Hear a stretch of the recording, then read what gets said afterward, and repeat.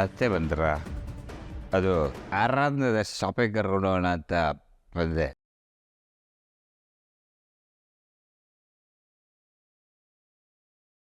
ಕ್ಷಮಿಸಿ, ಆರಾಧನಾ ಒಬ್ಬಳನ್ನ ಎಲ್ಲೂ ಕಳಿಸಲ್ಲ.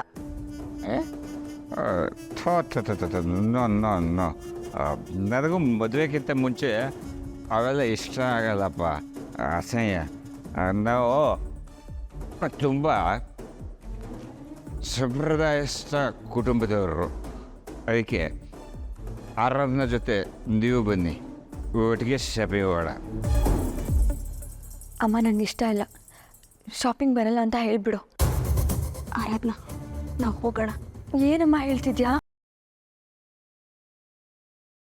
ಆಯ್ತಪ್ಪ, ಹೋಗೋಣ.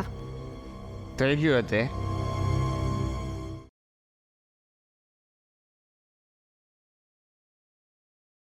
ಈ ಆರಾಧನೆ ಯಾಕೆ ಹಿಂಗೆ ಆಡಿದ್ರು? ಮೊದಲು ಹೊರಗಡೆ ಬಾ, ಕಾಫಿ ಕೊಡ್ಕೊಂಡು ಹೋಗು ಅಂದರು. ಒಳಗಡೆ ಹೋದ್ರೆ ಆಚೆ ಹೋಗು ಅಂತ ಬೈತಾರೆ. ಈ ಮುನಿಯಮ್ಮಂಗೆ ಶಾರ್ಟ್ ಟೈಮ್ ಮೆಮೊರಿ ಲಾಸ್. ಓಹೋ, ಏನು ರಾಜಲಕ್ಷ್ಮಿ ಮನೆ ಕಡೆ ಬಂದ್ಬಿಟ್ಟಿದ್ಯಾ?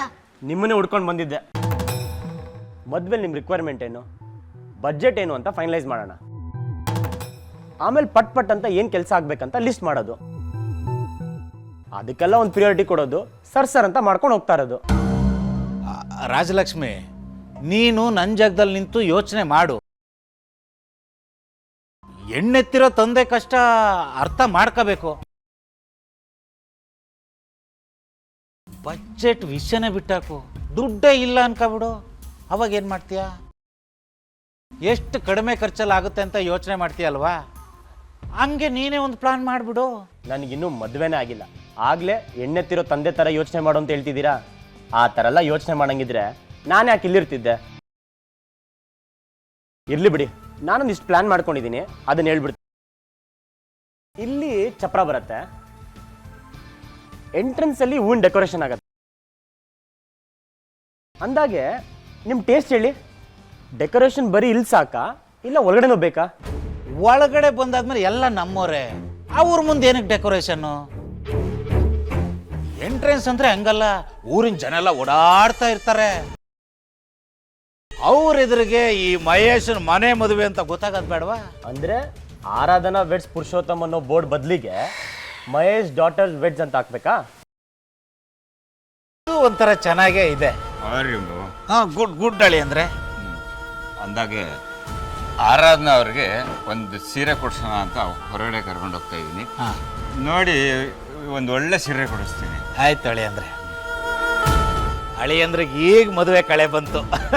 ನಿಧಾನ ಆರಾಮಾಗಿ ಹೋಗಿ ಬನ್ನಿ, ನಿಧಾನಕ್ಕೆ ಹೋಗಿ ಬನ್ನಿ ಅಳಿ ಅಂದ್ರೆ.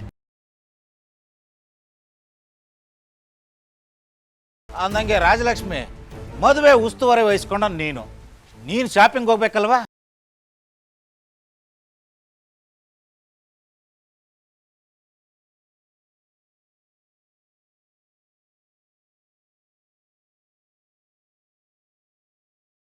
ಬೇಡ ಬಾವ, I am there. You there, I know. ಆದ್ರೆ ಮದುವೆ ಕೆಲ್ಸಕ್ಕೆ ಹೋಗ್ಬೇಕಾದ್ರೆ 3 ಜನ ಹೋಗ್ಬಾರ್ದು, ಅದಕ್ಕೆ ಇವ್ರು ಬರ್ತಾರೆ. ರಾಜಲಕ್ಷ್ಮಿ, ಹೋಗ್ಬಿಟ್ಟು ಬರಪ್ಪ. ಸರಿ ಮಾವ, ನಾವು ಹೋಗ್ಬರ್ತೀವಿ. ಅಳಿ ಅಂದ್ರೆ ಇದು ಕಾಸು ಗೀಸ್ ಏನಾದ್ರು? ಬೇಡ, ನನ್ನ ಹತ್ರ ತುಂಬ ದುಡ್ಡಿದೆ. ಹೋಗ್ಬಿಟ್ಟು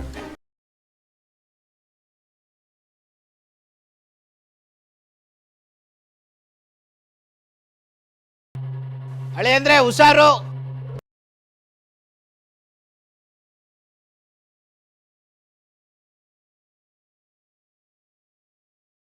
ಹಿಂದೆ 3 ಜನ ಕೊರಕಾಗೋದು, ನಾವು 4 ಜನ ಇದ್ದೀವಿ. ಲೆಕ್ಕ ಹಾಕೊಂಡಿದ್ರೆ ಇಲ್ಲೇ ಇರ್ಬೇಕಾಗತ್ತೆ. ಬನ್ನಿ ಹೋಗೋಣ.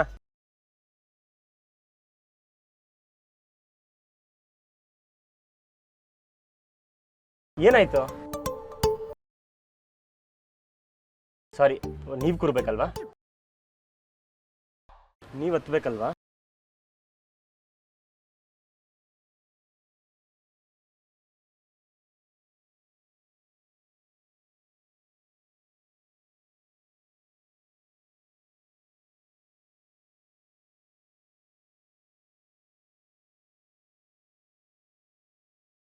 ತುಂಬ ವಾಸನೆ ಇದೆ. ಪಕ್ಕ ರೋಡಲ್ಲಿ ಬಾರ್ ಇದೆಯಲ್ಲ, ಅದ್ರದ್ದಿರ್ಬೇಕು. ರೆಸಿಡೆನ್ಷಿಯಲ್ ಏರಿಯಾದಲ್ಲಿ ಬಾರ್ ಮಾಡಬಾರ್ದು ಅಂತ ರೂಲ್ಸ್ ಮಾಡಬೇಕು. ನಮ್ಮ 36 ಪೀಪಲ್ಸ್ಗೆ ಎಷ್ಟು ತೊಂದರೆ ಆಗತ್ತೆ ಅಲ್ಲ. ಜನಕ್ಕೂ ಬುದ್ಧಿ ಇಲ್ಲ, ಎಲ್ಲಂದ್ರೆ ಕುಡಿತಾರೆ, ಎಲ್ಲಂದ್ರೆ ಬಿದ್ದೋಗ್ಬಿಡ್ತಾರೆ. ಅಸಹ್ಯ. ಬಾರೆ ನಮ್ಮ ಜೊತೆ ಬರ್ತಾ ಇದ್ರೆ ಯಾರೇನು ಮಾಡೋಕ್ಕಾಗುತ್ತೆ? ಹೊಟ್ಟೆ ತೊಳ್ಸೋದೊಂದು ಬಾಕಿ. ಒಂದು ನಿಮಿಷ.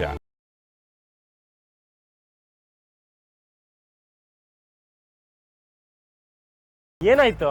ಅದು ಹಿಂದೆ ಸ್ವಲ್ಪ ವಾಸನೆ, ನನಗೆ ವಾಸನೆ ಅಂದ್ರೆ ಆಗಲ್ಲ. ಅದಕ್ಕೆ ಅತ್ತೆ ಪಕ್ಕ ನೀವೇ ಕೂತ್ಕೊಳ್ಳಿ.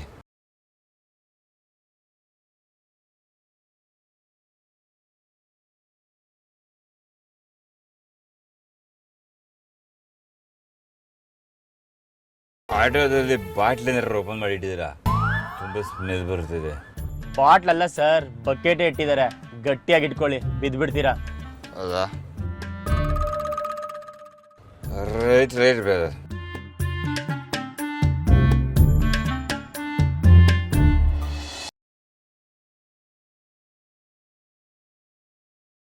ಯಾವ ಸೀರೆ ಬೇಕೋ ಆ ಸೀರೆ ಸೆಲೆಕ್ಟ್ ಮಾಡಿ.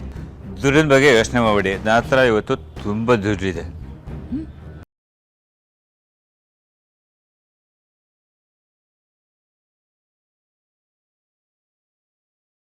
ಅದೇ ಆರಾಧನವ್ರಿಗೆ ಹೇಳಿದೆ, ಅವ್ರಿಗೆ ಪಾಪ ಸಂಕೋಚ ಅನಿಸುತ್ತೆ.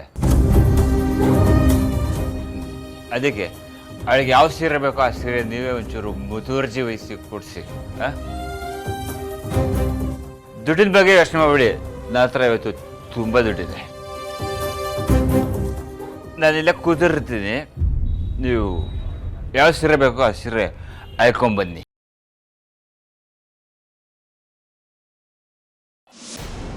ಇತ್ತೀಚೆಗೆ ಈ ಮೂರ್ತಿ ನಾನು ಏನು ಹೇಳಿದರೂ ಬೇಡ ಅಂತಾರೆ. ಆದರೆ ಇದು ಒಂದು ಜೀವದ ಪ್ರಶ್ನೆ.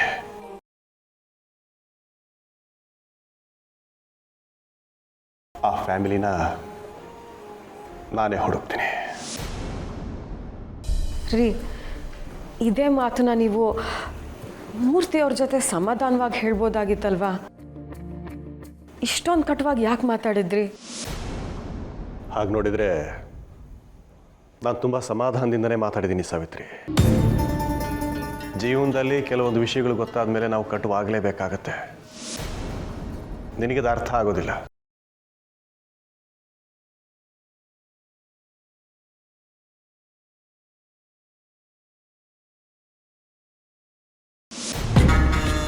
ಫೋಟೋ ತೆಗೆಸ್ಕೋಬೇಕನ್ನೋದು ನನ್ನ ಮಗನ ಆಸೆ. ಅವನ ಆಸೆನ ನಾನು ಯಾವತ್ತೂ ಇಲ್ಲ ಅಂದಿಲ್ಲ. ನನಗಿದೆಲ್ಲ ಇಷ್ಟ ಇಲ್ಲ, ದಯವಿಟ್ಟು ಬೇಡ. ಅಕ್ಕನ ಮುಂದೆ ಮರ್ಯಾದೆ ತೆಗಿಬೇಡ ನೀನು. ಆಲ್ರೆಡಿ ಎಂಗೇಜ್ಮೆಂಟ್ ಆಗಿದೆ. ಎಂಗೇಜ್ಮೆಂಟ್ ಆಗಿರೋ ಹುಡುಗನ ಜೊತೆ ಫೋಟೋ ತೆಗೆದ್ರೆ ಏನು ತಪ್ಪು? ಈಗಿನ ಕಾಲದಲ್ಲಿ ಫೋಟೋ ಶೂಟ್ ಮಾಡಿಸೋದು ಕಾಮನ್ನು. ಅಕ್ಕ, ನೀನೇನು ತಲೆ ಕೆಡಿಸ್ಕೊಬೇಡ. ಬೆಳಿಗ್ಗೆನೆ ಪುರುಷಿಗೂ ಆರಾಧನೆಗೂ ಫೋಟೋ ಶೂಟ್ ಫಿಕ್ಸು.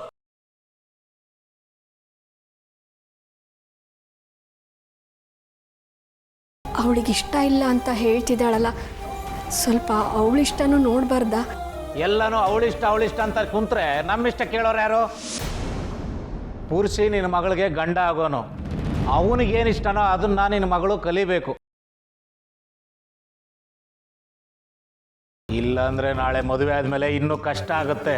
ಏ ಮಯಸ, ಯಾಕ್ಲ ರೇಗ್ತೆ ಹೆಣ್ಣು ಮೇಲೆ? ಹಂಗಲ್ಲ ನೀ ಸುಮ್ಕಿರ್ಲ ವಸಿ. ನಿಂಗೆ ಇವೆಲ್ಲ ಅರ್ಥ ಆಗಕ್ಕಿಲ್ಲ. ಹೆಣ್ಣೈಕ್ಳಿಗೆ ಇಂಥವೆಲ್ಲ ಇಷ್ಟ ಆಗಕ್ಕಿಲ್ಲ ಕಣ್ಲ. ಈ ನಾಚಿಕೆ ಸಂಕೋಚ ಎಲ್ಲ ಇರ್ತವೆ. ಅವೆಲ್ಲ ಹೋಗ್ಲಿ ಅಂತಾನೆ ಲಗ್ನದಾಗೆ ಕೈ ಹಿಡಿಸೋ ಶಾಸ್ತ್ರ ಮಾಡೋದು. ಈ ಶಾಸ್ತ್ರಗಳಿಗೆಲ್ಲ ಏನು ಅರ್ಥ ಅಂತ ನಿನಗೆ ಗೊತ್ತೇನಿಲ್ಲ. ಪಾಪ ಮಗ ಸಂಕೋಚಕ್ಕೆ ಹಂಗೆ ಅಂತೈತೆ. ಆಮೇಲೆ ಅವಳೇ ಹೋಗಿ ಬರ್ತಾಳೆ ಬಿಡು.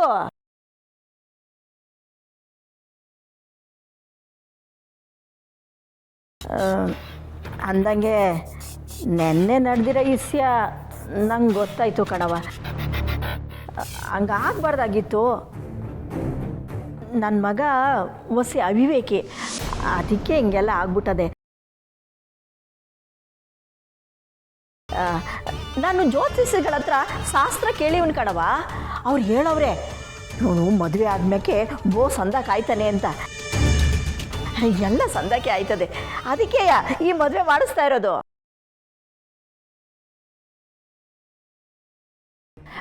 ನೀವೇನು ತಲೆ ಕೆಡಿಸ್ಕೋಬೇಡಿ, ನನ್ನ ಮಗ ಒಳ್ಳೆಯವನೇಯ, ನಾಯಿ ಬುದ್ಧಿ. ಅದೇನೋ ಹೇಳ್ತಾರಲ್ಲ ಹುಡುಗಾಟಿಕೆಗೆ ಹಂಗೆಲ್ಲ ಆಡ್ತದದು. ನೋಡವ, ನನ್ನ ಮಗನ ಸರಿ ದಾರಿಗೆ ತರೋ ಜವಾಬ್ದಾರಿ ನಿಂದು ಕಣವ. ನಿನ್ನ ತತ್ಯಾನ ನಂಬಿಕೆ ನಂಗೆ ಐತೆ. ಅಯ್ಯೋ ನನ್ನ ಬುದ್ಧಿಗಿಷ್ಟು. ಅವ ನನ್ನ ಮನೆಗೆ ಸೊಸೆಯಾಗಿ ಬರೋ ಹೆಣ್ಣಿಗೆ ತಂದಿರೋ ಸೀರೆ ಇದು, ತಗೊಳವ.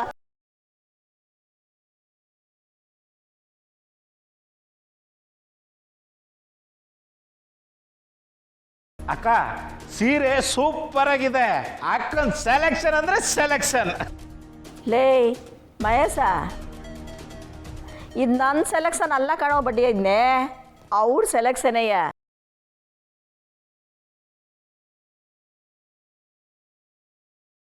ನಿನ್ನೆ ಅವರೇಯ ಸೆಲೆಕ್ಷನ್ ಮಾಡಿ ಪುರ್ಸಿ ಹಂಗೆಲ್ಲ ಆಡ್ಬಿಟ್ನಲ್ಲ, ಅಲ್ಲೇ ಮಡಗ್ಬಿಟ್ಟು ಬಂದಿದ್ರು.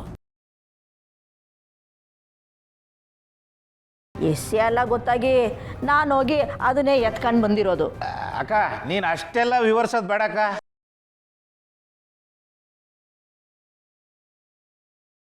ಅಕ್ಕ ಏನಾದ್ರು ತಗೋತೀಯಾ? Coffee tea?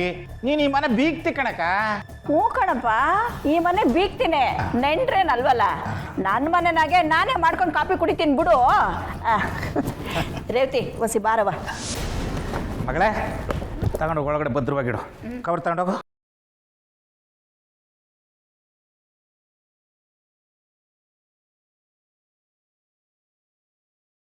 ಸೀರೆ ಉಳಿತು.